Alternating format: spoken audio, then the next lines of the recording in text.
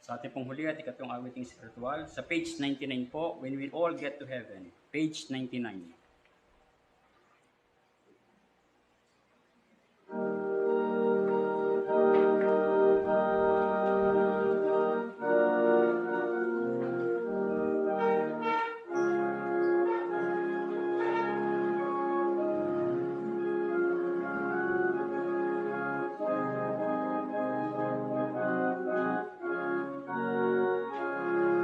When we all get to heaven, sing.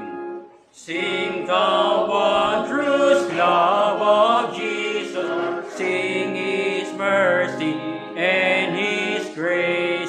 In the mansions bright and blessed, we prepare for us a place. When we all get to heaven, what a day of rejoicing that will be. When we all see Jesus, sing and shout the victory. While we walk the pilgrim pathway, clouds will overspread the sky. But when traveling days are over, not a shadow, not a sigh. When we all get to heaven, what a day of rejoicing that will be. When we all see Jesus, we'll sing and shout the victory. Last stanza. Onward to the prize before us, soon His beauty will behold. Soon the pearly gates will open, we shall tread the streets of gold. When we all get to heaven, what a day of rejoicing that will be. When we all see Jesus, we'll sing and shout the victory. Amen. Ngayon po umaga sa muli po nating pakikinig at pag-aaral po ng salita ng ating Panginoon sa Kristo, muli po nating tatawagin ang ating minamahal na kapatiran, si Brother Roger Blasco.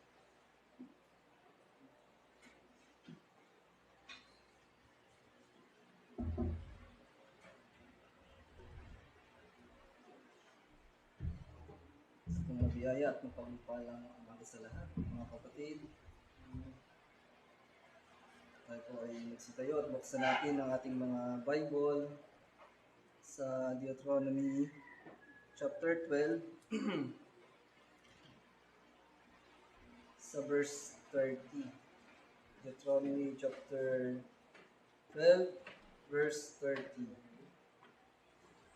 Kung inyo na pong nakita, ito po ang sinasabi sa English, King James Version.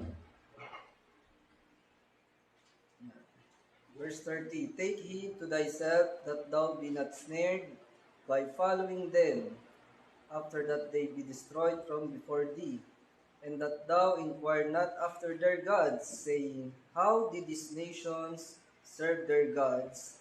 Even so will I do likewise. Ang pamagat po ng ating mensahe ngayong umaga ay fidelity in worshiping God, avoiding pagan practices. Tayo po ay sumaglit ng manalangin. Aming Diyos na banal, kataas-taasan sa lahat, makapangyarihan sa lahat, aming Ama na nasa langit, lahat po ng karangalan, papuri, pagsamba, pasasalamat ay para sa inyo lamang. Aming Diyos, ngayong pong umaga, kami po ay muli ninyong tinipon sa dakong ito upang kami po ay sumamba sa Espiritu at katotohanan. Maraming salamat sa pag-iingat sa amin at kami ay nakarating sa dakong ito. Maraming salamat sa paglalagay ng desire sa amin, sa aming mga puso upang kami ay makapunta dito sa lugar na ito at maglingkod po sa inyo. Ang Diyos sa amin din pong inaalala ang isang linggo muli na nagdaan sa aming buhay. Maraming salamat sa inyong pag-iingat sa bawat isa at sa pagpo-provide po ng aming mga pangangailangan spiritually and physically po. Maraming pong salamat aming Diyos. Amin din pong inaalala ang aming mga kasalanan na nagawa. Nawa po ay kami inyong patawarin. Kami po inyong linisin sa pamamagitan ng banal na dugo ng aming Panginoong Hesus. At kami po ay patuloy ninyong tulungan upang mapagtagumpayan po ang aming mga laman.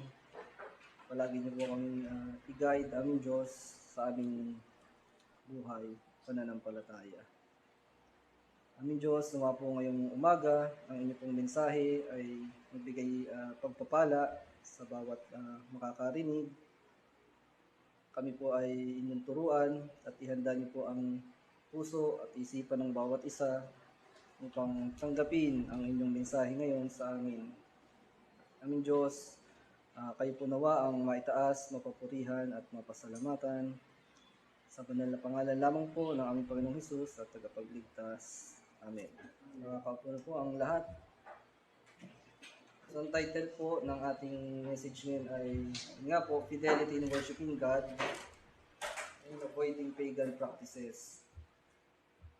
So, sa scripture po, mga kapatid, ay napakalinaw na ang Diyos ay hindi dapat sambahin sa pamamaraan na nag-ugat o nagmula sa mga pagan practices or may pagan origin. At hindi rin pwede na ihalo o idagdag ang pagan practices sa pagsamba o pagpaparangal sa Diyos.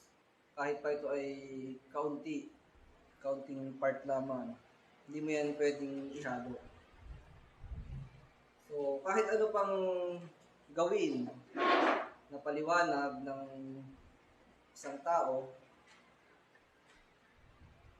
para ito ay justify, dahil daw ito ay ang pinaparangalan naman daw o ang inaalala ay ang Diyos, siyang kanilang nasa puso at nasa isipan habang ginagawa ang mga bagay na ito. Pero malinaw sa scripture na never pumayag ang Diyos na sambahin at parangalan siya sa pamamaraan ng mga pagano o pagan way of worshiping God. Yan. So, tatalakayin natin ito, mga kapatid, hindi upang magmaliit ng iba o magmagaling sa iba. So, tatalakayin natin ito dahil masasabi natin meron tayong duty para ipaalam ito sa kanila, and then meron din tayong malasakit para sa kanila, lalo na dun sa ating mga mahal sa buhay na wala pa sa Panginoong Hesus. Atin lamang susubukang ipakita sa mga tao, sa mga nakikinig, kung ano nga bang sinabi ng Diyos patungkol dyan, ano ang kalooban ng Diyos pagdating sa ating mga gagawing paglilingkod at pagpaparangal o pagsamba sa Kanya. So, at kung kalooban ng Diyos ay mabuksan ang puso at isipan ng mga makakapakinig ng mensahe ngayong umaga. So, hindi tayo pinabayaan naman ng Diyos para mahirapan na mag-isip kung paano ba natin siya dapat paglingkuran o sambahin. So, hindi niya tayo pinabayaan na gawin na lang ang gusto natin. Kasi ang mga tao ay gumagawa ng kanya-kanyang sariling pamamaraan.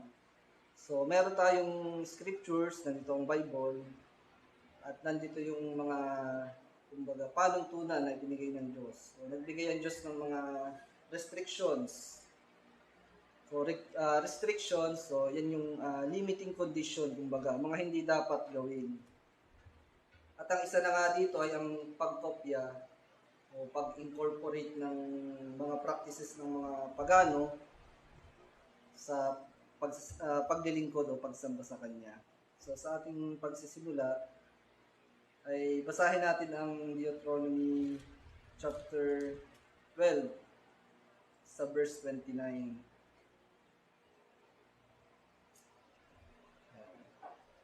ito sabi, ang context dito ay warning against idolatry. Ito sabi, verse 29, when the Lord thy God shall cut off the nation from before thee, whither thou goest to possess them, and thou succeedest them, and dwellest in their land. So, yung mga bansang pagano ang tinutukoy dito na kanilang matatalo at doon na sila maninirahan. So, tuloy natin sa verse 30. Yan. Take heed to thyself that thou be not snared by following them, after that they be destroyed from before thee, and that thou inquire not after their gods, saying, how did this nation serve their gods? Even so will I do likewise. Sa ibang salin, mga kapatid, sa English Standard Version, in verse 30, ito yung sabi dun sa bandang pahuli. Ito, basahin ko ng buo. Sabi sa English Standard Version, take care that you be not ensnared to follow them, after they have been destroyed before you, and that you do not inquire about their gods, saying, how did this nation serve their gods, that I also may do the same. So, paanong naglilingkod ang mga bansang ito sa kanilang mga Diyos, sabi sa Tagalog, na gayon din ang gagawin ko. So, gagayahin yung pamamaraan ng pagsamba o pagpaparangal sa Diyos ng mga pagano. Again, yung mga bansang ito na kanilang sasakupin ay mga pagano. So, payag ba ang Diyos na siya ay paglingkuran o parangalan at sambahin sa pamamaraan ng mga pagano? So, ituloy lang natin ang basa sa verse 31. Diba, ang gusto, wag daw naman sanang ganun, na sabihin ay na gayon din naman ang gagawin ko. So, sabi ng Panginoon, sa verse 31, thou shalt not do so unto the Lord thy God. For every abomination to the Lord, which he hated, have they done unto their gods, for even their sons, their daughters, they have burnt in the fire to their gods. So, yan yung isang example ng pagan practice, iniaalay yung mga abata o burnt offering sa kanilang mga Diyos-Diyosan. So, siguro naman, wala nang gumagawa din ngayon. Pero, ang point natin dyan, kapag merong origin ay rooted sa mga pagan, hindi pumapayag ang Diyos. Sabi niya, that shall not do so unto the Lord thy God. So, hindi pwedeng gawin, So, pwede ba nilang gayahin? Malinaw, hindi. So, ano ulit sabi dun sa verse 31? Yun nga, sabi sa, ito, English Standard Version, thou shalt not do so unto the Lord thy God. So, you shall not worship the Lord your God in that way. So, ito, English Standard Version. Napakalinaw. Hindi daw talaga pwede. So, malinaw yan, ayon ng Diyos na siya ay sasambahin o paglilingkuran o paparangalan sa pamamagitan ng pagan ways and practices. So, kung idadagdag lang naman, hindi naman kokopyahin, yung lalagyan ng konti, hindi naman buo. So, konti lang. So, pwede na kaya yun. Konti lang naman, para lang maging masaya. Pwede ba yun? So, dadagdagan mo ang sinabi ng Diyos kapag ganyan ang ginawa mo. So, ano bang inutos niya? Anong sabi niya sa verse 30? Sabi dito, take heed to thyself that thou be not snared by following them. So, pinag-iingat nga tayo na huwag susundin yung ganung practices, huwag gagayahin. So, take care that you be not ensnared to follow them. Tapos sa verse 31 ang sabi, thou shalt not do so unto the Lord thy God. So, you shall not worship the Lord your God in that way. So, doon tayo sa sinabi ng Diyos. Sundin natin yung kanyang mga command, yung kanyang sinabi, huwag na nating i-incorporate yung pagan practices sa pagsamba sa Kanya. So, verse 32. Huwag na nating dagdagan ang pagan practices, so no more, no less. Ituloy natin ang basa sa verse 32. Yan. What things soever I command you, so yung sinasabi natin, observe to do it. Thou shalt not add thereto, nor diminish from it. Napakalinaw. Hindi pwede kahit kaunti. So, do not add. Tapos, hindi mo rin pwedeng bawasan. Do not take away. No more, no less. Huwag mong dadagdagan, ni babawasan. So, ayaw ng Diyos na siya ay sasambahin o paparangalan sa pamamagitan ng pamamaraan na mayroong pagan origin or practices. Kahit ba kaunti lang yan, napakalinaw ng sinabi ng Diyos. So, in line dyan sa huwag mong dadagdagan at babawasan. Basahin din natin dun sa chapter 4. Dito pa rin tayo sa Deuteronomy. Chapter 4, sa verse 2. Yan. So, pagka ang Diyos ay nagbigay ng command, hindi pwedeng dagdagan, hindi pwedeng bawasan. Yan. Sa verse 2, chapter 4, verse 2. Yan. So sabi, ye shall not add unto the word which I command you, neither shall ye diminish out from it, that ye may keep the commandments of the Lord your God, which I command you. So napakalinaw. Kung sinabi naman ng Diyos na take care that you be not ensnared to follow them, yan, sinabi niya, saying how did this nation serve their gods, that I also may do the same. So pinagbawal niya yan, binasa natin sa verse 30. Kung sinabi ng Diyos yon noon, so ibig ba sabihin niya, pwede na yan ngayon, pwede na sundin. So syempre, yung ipinagbawal ng Diyos noon, meron pa rin yung bisa ngayon. So, we shall not add or diminish what the Lord said. Kasi nga, ang ating Panginoon, ang ating Diyos, tandaan natin, Malakay 3:6, for I am the Lord, I change not. So, hindi yun nababago. Kung ano yung kanyang idiniklara na restriction, pagdating sa kanyang, paglilingkod o pagsamba sa kanya noon, ganun pa rin yun ngayon. So, hindi siya nagpapasamba sa pamamagitan o sa pamamaraan na mayroong pagan origin and practices. So, hindi siya nalulugod. Kahit pa yung sincere ang isang tao sa kanyang pinaggagawa, ay hindi pa rin yung tatanggapin ng Diyos. Napakalinaw. So, sabi nga natin, nandito na ang scripture, nandito na ang Bible. Ito ang sundin natin. Huwag yung mga tradition of men. O hindi dahil walang nangyayaring intervention ng Diyos o pagsaway na ginagawa sa mga maling paglilingkod sa Kanya ngayon ay approve na yun sa Diyos. So hindi yun dahil ginagawa mo, walang nangyayaring, yun nga sabi natin, pagsaway sa iyo. Hindi ibig sabihin nun ay approve na yun sa Diyos. So during those time, sasawayin sila. Ngayon, nandito na ang scriptures, kompleto na. So, dito tayo tumingin. Dito tayo sumunod. So, nandito ang scriptures, titingnan natin kung naaayon ba yung ginagawa nating paglilingkod o pagsamba sa kanyang kalooban. Ang kalooban ba ng Diyos yung pinagagagawa ng mga tao? Nandito na ang Bible. Kompleto na. So, ngayon, magbibigay tayo ng example sa Bible ng pagsamba sa Diyos pero sa pamamaraan ng mga pagano ginawa. Tingnan natin kung nalugod ba ang Diyos at tinanggap ang kanilang mga ginawang pagpaparangal sa Diyos o pagsamba. Dito tayo sa Exodus. Isa natin sa Exodus chapter 32. So, ito kasi napapanahon ngayon ng mga kapatid.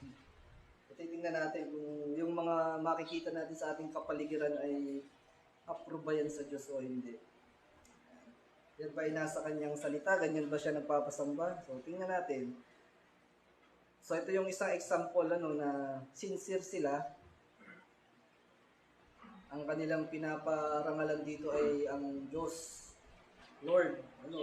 Basahin natin sa Exodus chapter 32. Simulan natin dito sa verse 1 ito hanggang 5. So, dito yung gumawa sila ng golden calf. Yan, buya. Basahin natin. Verse 1. Papakita natin dito mga kapatid na kasi dito ang usually interpretation, ang sinamba nila ay yung mismong ibang Diyos. Parang gano'n kasi yung implication nito pag ito ay tinuturo. Sumamba na sila sa ibang Diyos. Pero makikita natin dito mga kapatid na ang kanilang target nung kanilang pinaggagawa, yun ay target towards yung Diyos na naglabas sa kanila sa Egypt. So tingnan natin, verse 1. When the people saw that Moses delayed to come down from the mountain, the people gathered themselves together to Aaron and said to him, Up, make us gods who shall go before us. As for this Moses, the man who brought us up out of the land of Egypt, we do not know what has become of him. So, kasi yung time na yun ay si Moses ay nandun sa bundok, sa Mount Sinai, So, naiinip sila. Hindi na nila alam kung anong nangyari kay Moses, baka, basta maraming tumakbo na sa isip nila, Gusto na nila, ay gumawa ng gods, para that shall go before them, sabi nila. So, saan kaya nila nakuha yung mga taong yun, yung idea ng paggawa ng mga Diyos-Diyosan? Saan kaya? Saan ba sila galing na lugar? So, sila ay galing sa Egypt, dun sila inilabas ng Diyos. So, sa Egypt, anong meron sa Egypt? Ang mga Egyptian ay sumasamba sa mga gods o Diyos-Diyosan. Nandiyan yung sina Anubis, sino pa ba? Sino pa ba yung mga yun? Titignan ko dito, si Hathor, si Isis, Horus, yung mga yan, yung mga sinasamba nila. At yung mga yun, ay mayroong mga imahe. Doon sila, yun yung pinaglilingkuran nila. So doon nila nakita yan. Kaya sila nagkaroon ng desire para yung Diyos nila, gusto nilang anyuan. So madaling sabi. So mga idols o Diyos-Diyosan, pagan practice, yung kanilang nakita. Pagan way of worshiping God. So nakita nila, gusto nilang gayahin. So anong sabi ng Diyos dun kanina sa binasa natin sa chapter 12 verse 31 ng Deuteronomy, sabi kanina, you shall not worship the Lord your God in that way. So pero anong ginawa nila? Ituloy natin dito sa verse 2, Exodus chapter 32 verse 2. So Aaron said to them, take off the rings of gold that are in the ears of your wives, your son, and your daughters, and bring them to me. So all the people took off their rings of gold that were in their ears and brought them to Aaron. Verse 4, and he received the gold from their hands and fashioned it with a graving tool and made a golden calf. And they said, these are your gods, O Israel, who brought you up out of the land of Egypt. So again, pansinin natin nasa verse 4. Kung bibigyan natin ng pansin mga kapatid, ang nire-recognize pa rin nilang Diyos dito ay yung Diyos na naglabas sa kanila sa Egypt. Hindi naman nila sinabing ito si Osiris ang naglabas sa atin. Hindi nila sinabing ito si Anubis ang naglabas. Hindi.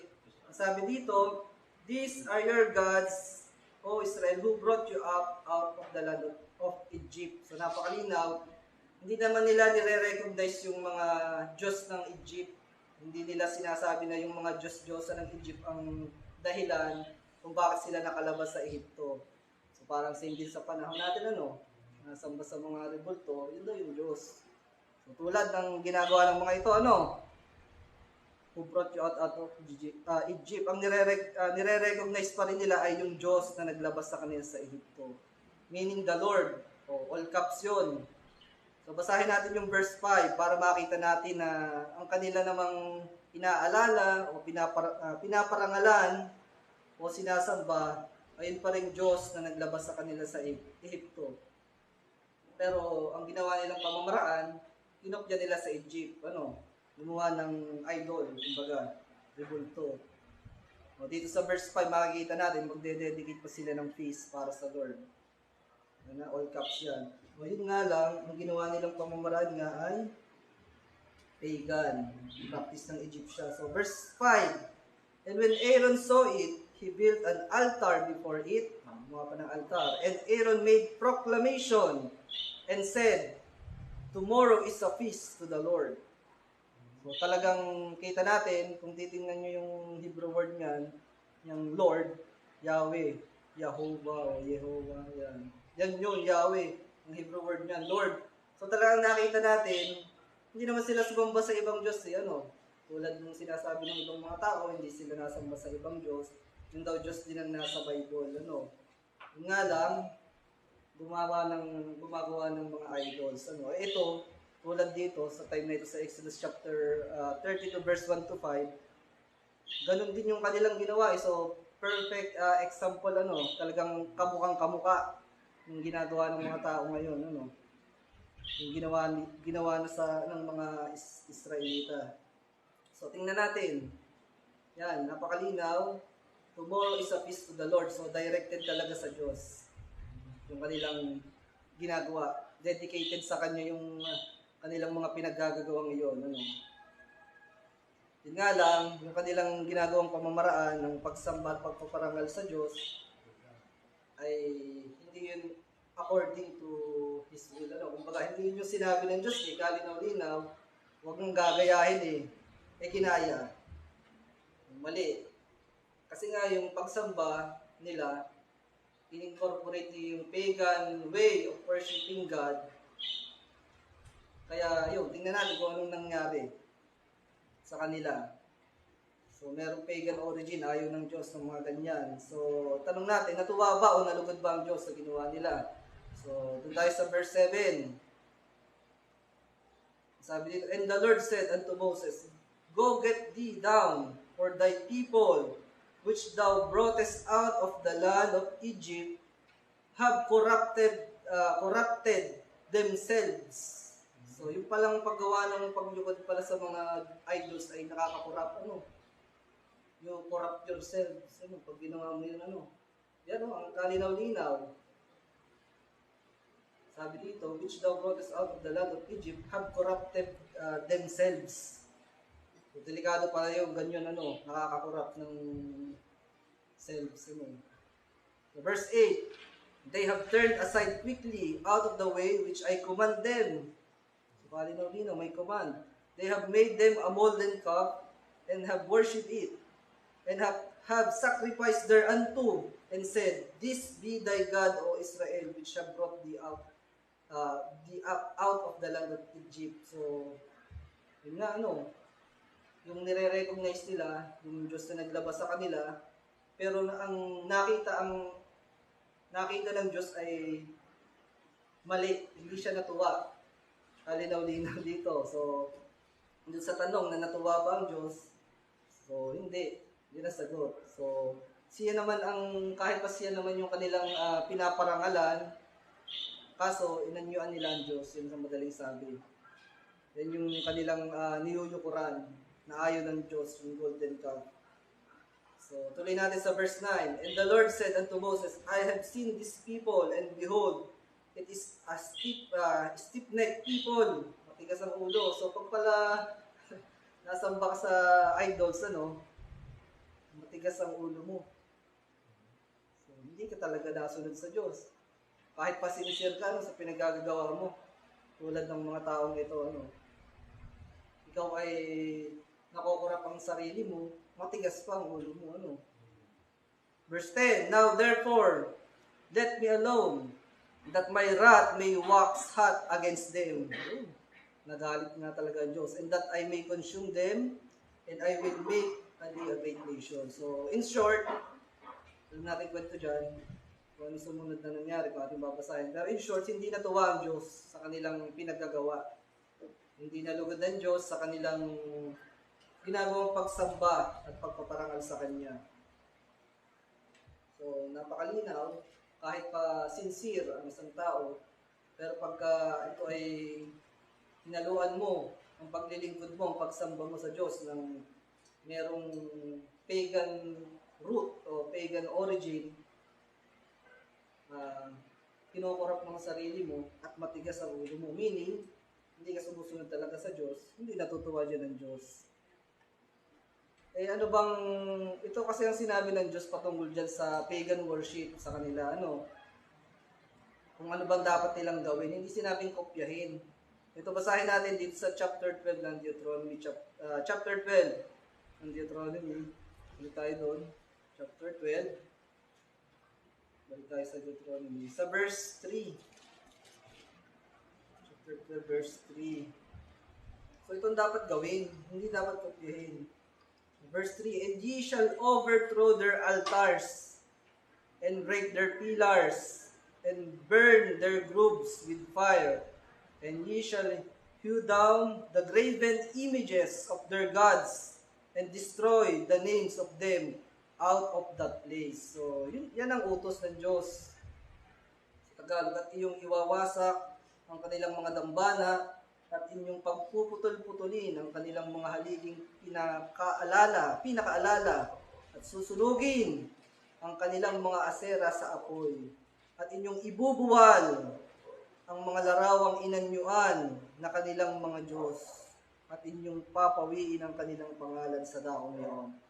So, hindi dapat gayahin o hindi dapat i-adapt. Yan, sabi napakalinaw sa verse 4, ye shall not do so unto the Lord your God. Yan, sinabi na dito sa ibang salin, sa ASB. You shall not worship the Lord your God in that way. Sabi niya sa verse 4.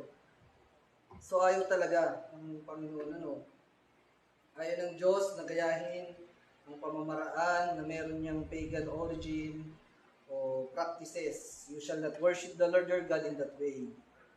Paulit-ulit na tayo dito, sana'y try to, bigyan pansin ng mga tagapakinig, Hindi dapat yan pag-aralang gawin. Dahil yan ay isang karumal-dumal yan sa Diyos. Abominable yan. So basahin natin dito sa same book tayo sa chapter 18. Punta tayo sa chapter 18, sa verse 9. Yan ay abominable yan. Abomination yan. Chapter 18 sa verse 9. Yan. When thou art come into the land which the Lord thy God giveth thee, thou shalt not learn to do after the abominations of those nations. Sa ibang salin, you shall not learn to follow the abominable practices of those nations. Talagang karumal-dumal kasi so abominable. So, yan, mga kapatid, mga tagapakinig, sabi nga natin, you cannot Christianize the pagan ways and practices. Kung ayaw ng Diyos ng mga ayaw ng Diyos na gagawa tayo ng mga rebulto para i-represent siya, at yung mga rebulto na gawa ng tao ang siyang lulukuran at dadasalan. So gusto ba natin yun ang ating gawin? At natutuwa ba ang Diyos doon? So napakalinaw, hindi. Napakalinaw, hindi yun ang iniutos ng Diyos na gawin natin. So, di ba nga, yun ang ipinagbabawal nga. So, bakit kailangang i-justify? Kesyo, hindi daw yun ang kanilang sinasamba talaga, mga representation daw Yun daw ay parang picture, tulad ng iyong, sabi nga yung example dati, tulad daw ng picture ng iyong mga magulang, pag nakita mo daw, naaalala mo. Bagamat hindi mo kasama, pero pag nakita mo, sila yung inaalala mo. Yung picture daw, hindi daw yun yung magulang, pero pag nakita mo daw, ay yung naalala mo daw, yung magulang, kumbaga parang visual aid. Visual aid. Pero nakita natin doon sa ating pinagbulay-bulayan, gumawa ng visual aid doon sa chapter 32 ng Exodus, yung mga tao. Nakita natin ang reaksyon ng Diyos, hindi siya natuwa. So, at ang isa pa dyan, yung kasing magulang mo, yun talaga sila. Ano yung tsura nila, yun talaga sila, yung nasa picture. Ang Diyos, paano mo aanyuan ng Diyos? May picture ka ba ng Diyos? Yun daw, yung nakaganon. Hindi, yan. Hindi yun. Gawa lang yun ng tao. So, napakalinaw, bawal yun. Hindi yun okay sa Diyos. Kaya, hindi natin maintindihan kung bakit pa rin, ginajustify pa rin nila. Actually, yun ay nasa 10 Commandments pa nga yung kung bakit nandun sa bundok, ng bundok Sinai si Moses. Nandun yun sa 10 Commandments. Basahin natin. Exodus chapter 20. Pakita natin na bawal yun. So, bakit ginagawa? Exodus chapter 20. Sa verse 4. Ito sabi, verse 4 and 5, basahin natin. Thou shalt not make unto thee any graven image, or any likeness of anything that is in heaven above, or that is in the earth beneath, or that is in the water under the earth. 5. Thou shalt not bow down thyself to them, nor serve them, for I, the Lord thy God, am a jealous God. Jealous God, ano? Napakalinaw. Bawal yung mga nasa lupa, nasa himpapawid, tsaka nasa tubig. Sasabihin, tao, mukha naman daw tao yun eh. Nasa lupa pa rin yun. Part pa rin yun nun. Kaya sa any likeness of anything that is in heaven above or that is in the earth beneath, So, yung tao nasa lupa, So, kahit pa sabihin mong anyong tao naman yun, hindi naman yun anyong hindi nasamba sa bata, o sa bull, o sa calf. Well, yan, kalinaw-linaw ng oaths ng Diyos nasa Ten Commandments, thou shalt not make unto thee any graven image.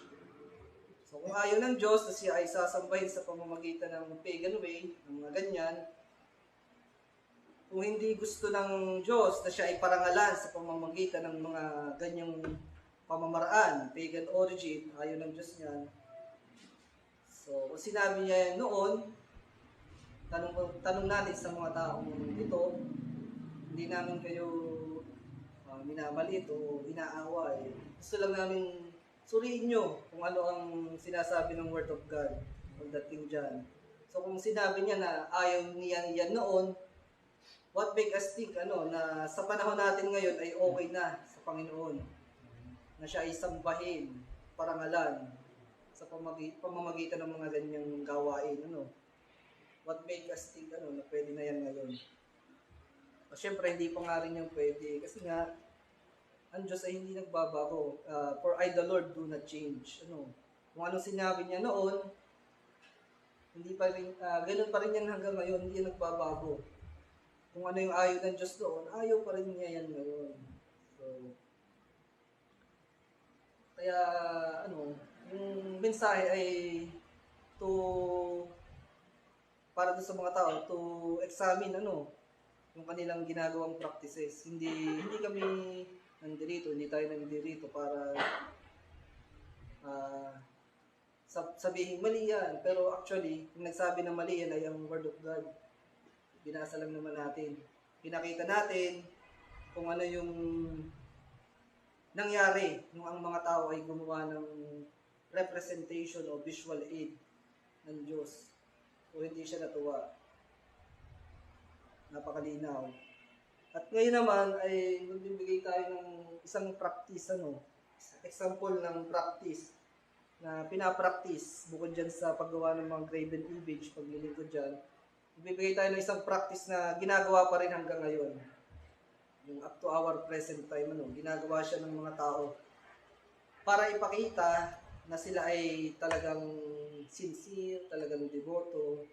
Ginagawa nila iyon para sa Diyos, Pero malay natin, baka hindi nila alam na yun ay may pagan origin. So ating ipapakita sa pamamagitan ng scriptures na kung kanilang ginagawang practice na iyon ay rooted yan. Ginagawa yan ng mga nasamba sa ibang Diyos talaga. Mababasa natin, ang gumagawa niyo yung nasamba kay Baal. So tingnan natin. So ano ba yung practice na yun? So yun yung tinatawag na self-flagellation. So ano yun? Yun yung makikita na ulit natin yan this coming March, yung self-flagellation, yung pinapalo-palo ang likod. Tapos ay natulo yung dugo, So yun po yung self-flagellation. Penitensya daw, self-flagellation yung practice na yun. So, kung bata ako, hindi ko alam kung bakit nadugo yung kanilang likod. Yung kanilang likuran, naiisip ko, siguro matalas yung ipinapalo. Kaya nadugo. Siguro may mga parang sima, kumbaga, o parang blade. Kaya kada palo, nadugo yung kanilang likod. Yun yung aking speculation noon. Yun ang akala ko. Pero later on, nalaman ko na hindi pala yun.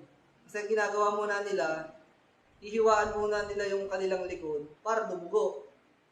Yun. Tapos, tsaka maglalakad sa karsada habang pinapalo-palo yung likod. So, yun yung, ganun pala yun, kaya madugo.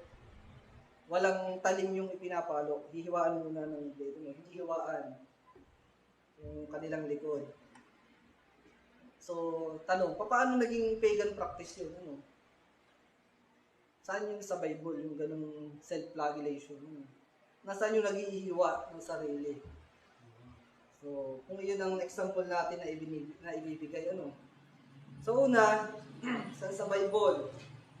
Ang ating tanong muna ay, saan sa Bible nabanggit o itinuro ng mga apostol, ng Panginoon, na gawin yun?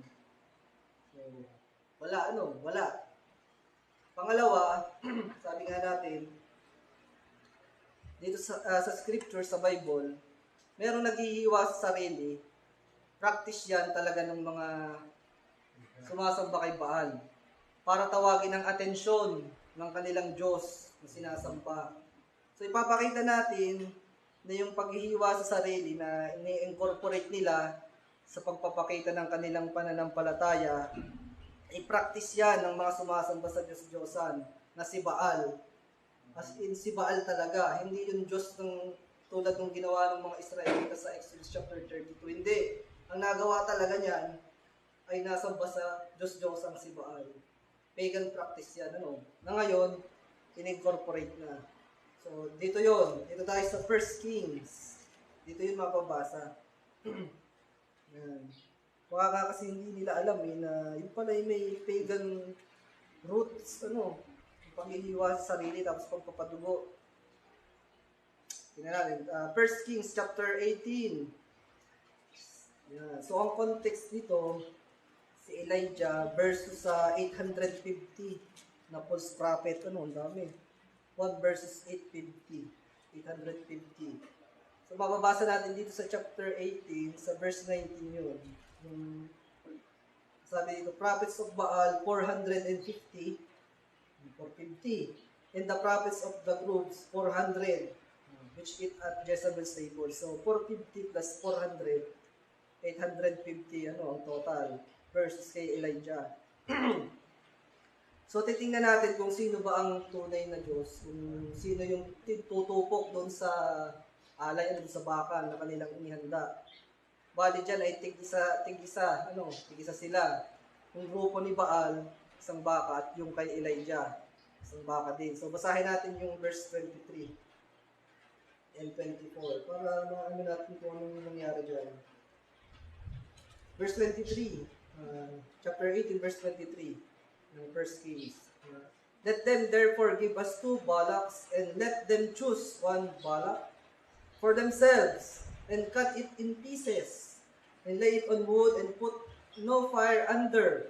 And I will dress the other bullock, and lay it on wood, and put no fire under. 24, and call ye on the name of your gods, and I will call on the name of the Lord, and the God that answereth by fire, let him be God. And all the people answered and said, it is well spoken. So, nasaan yung pagpapatunay na pagan practice yung naghihiwa sa sarili? So, ito. Simulan natin sa verse 26. So, ito yung mga sumasamba kay Baal.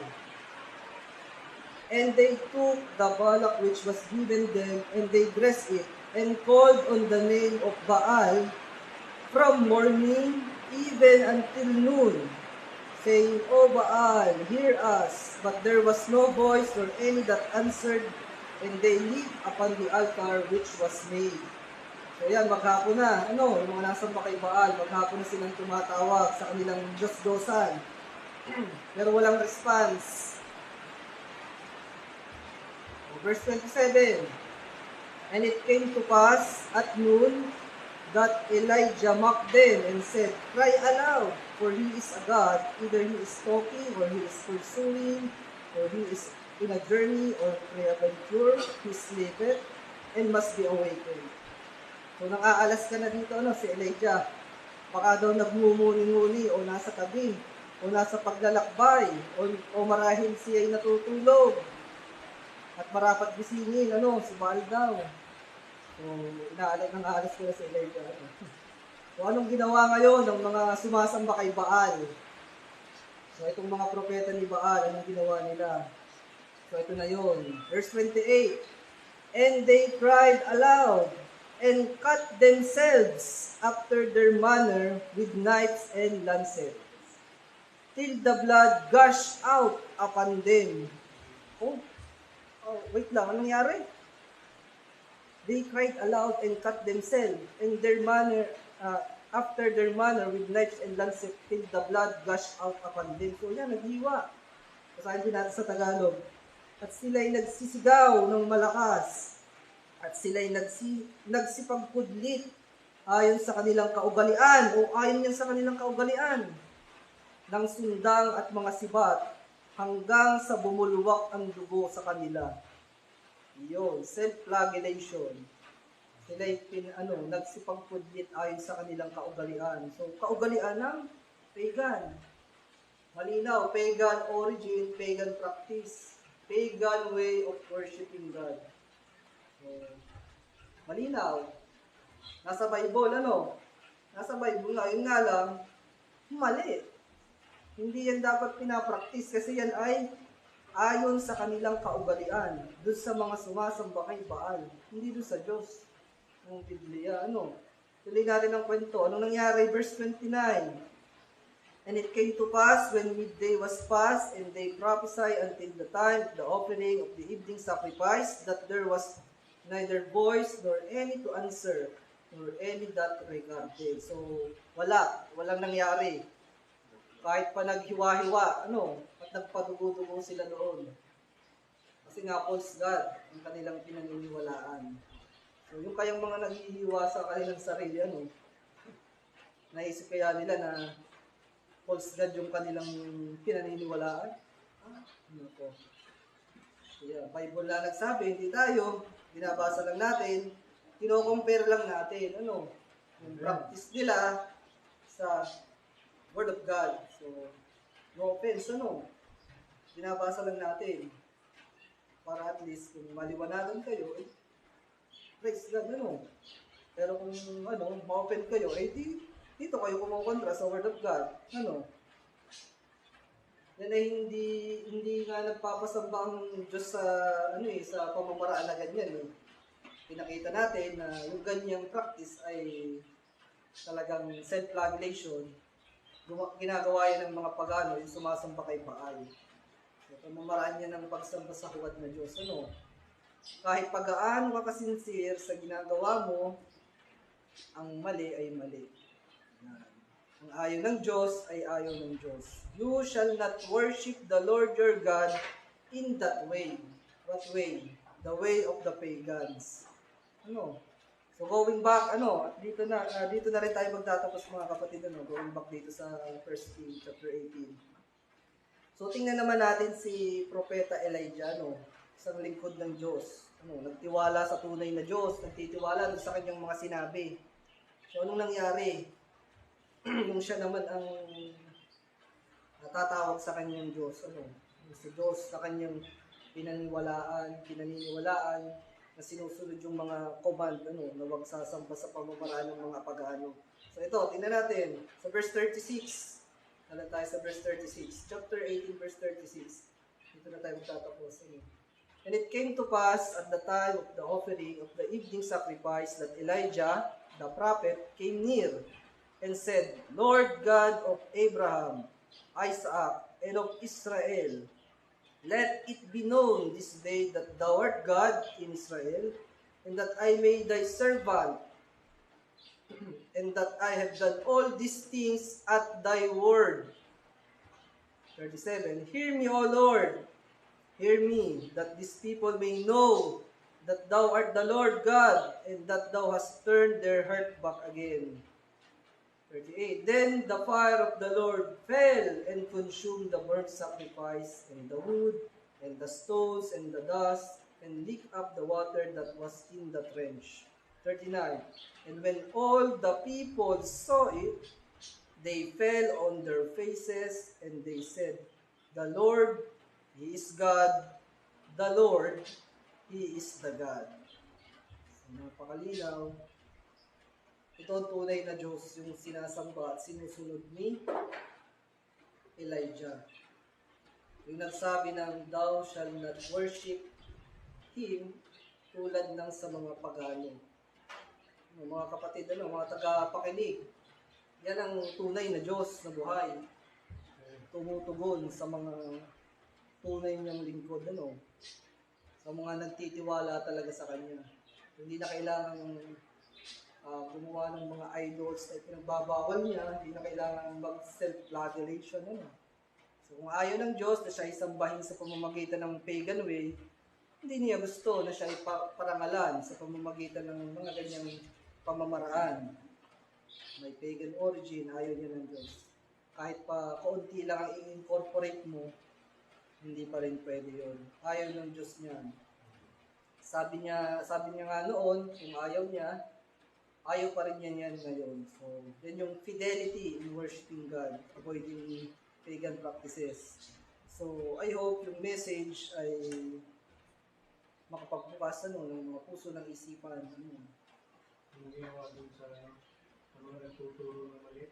Yun na, napakasaklab, So, ano daw nangyari, dun sa mga nagtuturo ng mali, yung mga sumasamba, yung mga nag-practice ng pagan way, sa verse 40, ituloy natin yung verse 40 sa chapter 18, Ito, sabi, and Elijah said unto them, take the prophets of Baal, let not one of them escape. And they took them, and Elijah brought them down to the brook Kishon, and slew them there. So, patay. So, no mercy. Turo ng mga mali, nagpa-practice ng mali. Patay. Talaga. So, sabi natin, delikado, So, yung message, hindi natin, message ngayong umaga ng ating Panginoon, hindi yan para maliit, ng tao. Yan ay para, at least, mabuksan, suriin nyo ang, scriptures. Kung yan nga bang pinagagagawa natin, ay naaayon sa kalooban ng Diyos. Kahit gaano tayo kasincere, ay hindi naman approved sa Diyos yung ginagawa natin. Yan ay worshiping in vain, kumbaga. So yan, baka matulad tayo dyan, patay. Yung sa verse 40. Kaso mas matindi, doon na sa eternal death na yan. Separation from God, So, kailangan? Magsuri ng scriptures, Baka hindi kayo naniniwala doon sa ating mga pinagsasabi ngayon. Bukulatin nyo yung mga Bible at basahin. Tingnan nyo yung mga verses, yung kwento. Kung tama ba o hindi. At syempre, mag-repent. Kung iparealize na sa iyo ng Panginoon, na mali pala yung pinaggagawa ko. Salamat sa Diyos at narinig ko yung kanyang mensahe ngayong umaga. So, kailangan mag-repent. So, meaning, mag-repent, hindi mo nababalikan. And then, mag-believe doon sa tunay na Diyos. Doon sa nakakapagligtas. Doon sa nagpo-provide ng salvation. Kung isa kang tupa, ako'y naniniwala, aalisin at aalisin ka ng Panginoon sa ganyang kalalagayan. Hindi kanya pababayaan dyan. Dagdag ka natin yung tungkol sa cutting of the flesh. Cutting of the flesh. Leviticus 19. Ito, basahin natin. Ito, Leviticus 19.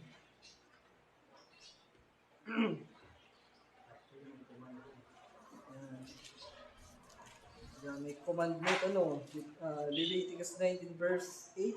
28. Yan na, utos talaga siya, patungkol sa self-flagellation, Last verse, our last verse, dagdag natin, pakita natin na pinagbawal talaga yan ng Diyos. Leviticus chapter 19 verse 28.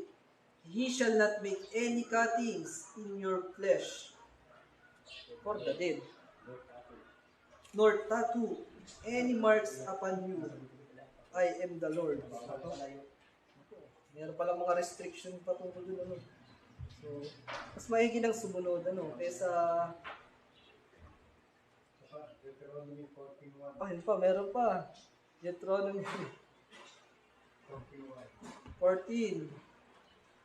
Oh, ito pa, last verse na talaga to. 14 verse 1. Ye are the children of the Lord your God. Ye shall not cut yourselves, nor make any baldness between your eyes for the dead. So, yung palang ganung practice ay for the dead. So, talagang bawal. Ano, pag ginagawa mo yun, for the dead pala yun, ano. For dead faith talaga, ano. Patay na pananampalataya yan. Delikado talaga. So, yan mga kapatid. Nawa ay naging pagpapala sa atin ang mensahe, ganun din sa mga nakikinig. Nawa ay kahabagan kayo ng Panginoon. Ano. May God bless the message in our hearts. Tayo ay lumuhod, tayo ay manalangin.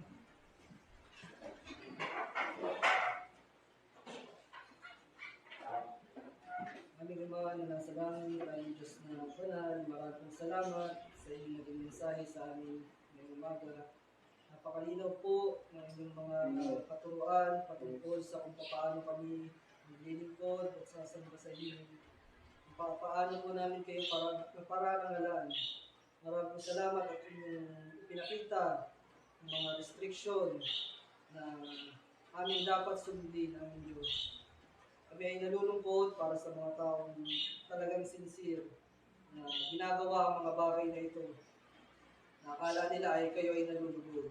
Pero dahil sa inyo pong kabutihang loob, aming Diyos, ay inyong niloob na ipahayag ang inyong salita ngayong umaga upang sa ikabubuti ng ilan ng kung sino man na makakarinig ng umaga ng inyong mensahe. Nawa po ay maging blessing ito sa mga tao iyon na nagpa-practice ng mga pagan way of worshiping na kanilang ini-incorporate at kanilang idinedirekta para sa inyo, aming Diyos. Napakalino na hindi ito tinatanggap, hindi kayo nagulog dito, at ito yung pinagbabawal. Kami Diyos sa amin inaalala ang aming mga kapamilya na wala pa sa Panginoong Jesus. Naway gamitin niyo po ang mensahe ito upang sila ay maliwanagan. Loobin niyo po nawa na magsilbi itong daan sa kanilang kaunawaan ng Diyos. At sila ay magsisi sa kanilang mga kasalanan. Sila ay sumamba sa inyo sa tunay na Diyos ng Biblia. Aming Diyos, maraming salamat sa inyong naging mensahe. Hindi po na napakabuti niyo sa amin. Kami ay inyong binibigyan ng kaunawaan, ng guidelines sa aming Diyos kung paano kami susunod sa inyo. Maraming salamat. Hindi po na kaibutin niyo sa amin. Aming Diyos, itong mensahe ito ay tunay at nawa ay manatili sa bawat isa. May-share din namin sa iba, aming Diyos. Ulitin niyo po nawa ang mensahe ito sa kalalago ng bawat isa, aming Diyos. Hindi po maraming salamat sa inyong mensahe. Nawa po ay kayo ang ipupurihan, mapasalamatan, kayo po ang maitaas sa aming Diyos. Sa banal na pangalan lamang po ng aming Panginoong Jesus at tagapagligtas. Amen. Amen. Tuloy po natin sambahin ang ating Diyos. Sabihin po natin ang doxology.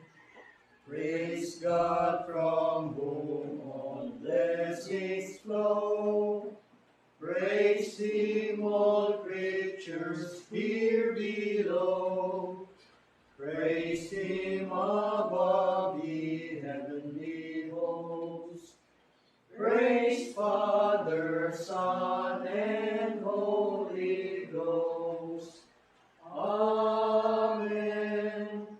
Amen. Amen.